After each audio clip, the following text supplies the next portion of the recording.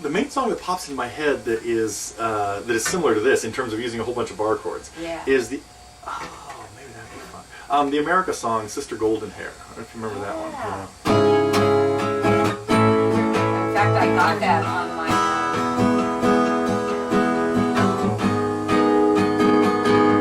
I got that on iTunes last week. Really? Because you had given me a few chords of it. I didn't bring them. You didn't give me all the chords, but you gave me some. Really? What was I thinking? Was I being mean? No, you were getting me to practice. This is just okay. Good. You were getting me to practice the bar all chords the or keys. something. Yeah. Yeah, all the keys that I was not remembering 1, 4, and 5. So we decided to just make me do them regularly with different songs and see if I could, make them more familiar. Yeah. That's what we were doing. So I never did really learn this song. I pulled it up on iTunes and sang it a little bit, but I didn't. Okay. I didn't apply it. So this one, I'll give you the page that has, just a second, take me a minute to find this. So what do you think would be a good key to play it in? Because we We're didn't gonna establish... We're going to start with it in the key they play it in. Okay. And... Yeah, that's a good key. Yeah, do you think, do you sing, have you been singing that with them? It seems like it works? Okay. Yeah, I think so. Which, coincidentally, is the key of E that we were working on this one in. Well, that's kind of... To here. No, there was a chord in between, right? Yeah. Oh, yeah.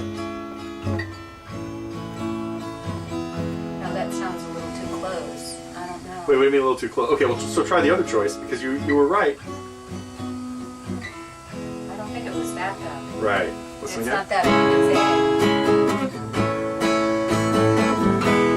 It was A and B. Yeah. Yeah. No, Okay. it's A. So I have a little bit of trouble hearing the bass, in comparison to the high notes. Yeah. Like I'm listening to a song.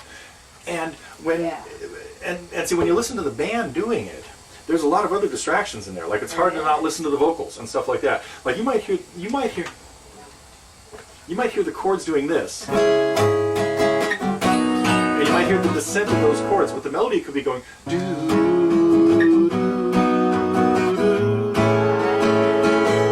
And you're going to think that those chords are going up. Right. Okay, they weren't. So that's why you try to listen to the bass. Okay. And see if you can get focused in on it, because it really helps give the chords away. Okay. As opposed to the melody can be a detour all the time, because the shape of the melody can go all kinds of different ways. Right. And usually completely independent of the chords, which is what makes a melody kind of interesting. Yeah. Even just something as simple as this.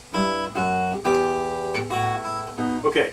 Right. Did it sound like it went up or down from the first note to the third? It sounded like it went up. Right. What happened in the bass though? Down. Right. Right. Okay, so they're crossing. Right. And so you have to be able. You want to practice isolating, just listening to a certain little thing in there. Now, if I'm listening to a guitar thing and trying to figure it out or something like that, there are all kinds of clues. Sometimes I'll just try to listen to the bass notes and shut out everything else. And other times I'll listen to the high notes and see if it's the note you would normally expect, like on a C chord or a G chord or something like that. Right. And even there, if you heard it go from a chord from this, from C to G, Sounds higher. it sounds higher. But because what sounds higher? Your high. The high note went High higher, note went right? higher, yeah. But what about if I did this? If I played the C chord with a G in it. Oh. Now it sounds lower. Now I heard the bass. Right. Good. Okay. Yeah. Because you heard. Yeah. Yeah. Now I heard the bass. Because the other one didn't change, and so it didn't even jump out at you. No. And a lot of the other strings went lower. Went from a fretted note, these two in particular, to open notes. So now so any particular chord change really can't be described as higher or lower unless you heard something like this.